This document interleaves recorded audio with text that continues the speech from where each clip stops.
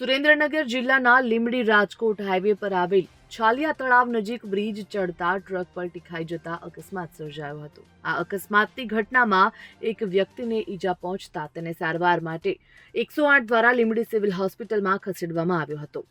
મળતી માહિતી મુજબ ધોરાજી ગામના ડ્રાઈવર રોહિતભાઈ ભાણજીભાઈ પરમાર અને ક્લીનર નારાયણભાઈ રબારી રાજકોટથી બાવળા તરફ જઈ રહ્યા હતા ત્યારે ટ્રકની આગળ ચાલી રહેલ ડમ્પર ચાલકે કાબુ મારતા પાછળ આવી રહેલ ટ્રક ચાલકના સ્ટીયરિંગ પરનો કાબુ ગુમાવતા ટ્રક પલટી ખાઈ જવા પામ્યો હતો. જયદીપ જુલાસનાને રોહિતભાઈને આ બનાવમાં વધુ ઈજા હોવાનું જાણવા મળ્યું છે. તેમને સીટી સ્કેન માટે સુરેન્દ્રનગર ખાતે રિફર કરવામાં આવ્યા છે ત્યારે આ બાબતે લીંબડી સિવિલ હોસ્પિટલ ખાતે MLC નોંધાવવા પામી હતી. હાલ લીંબડી નેશનલ હાઈવે પર અકસ્માતનો સિલસિલો યથાવત જોવા મળી રહ્યો છે. Bureau report, Gujarat fight news.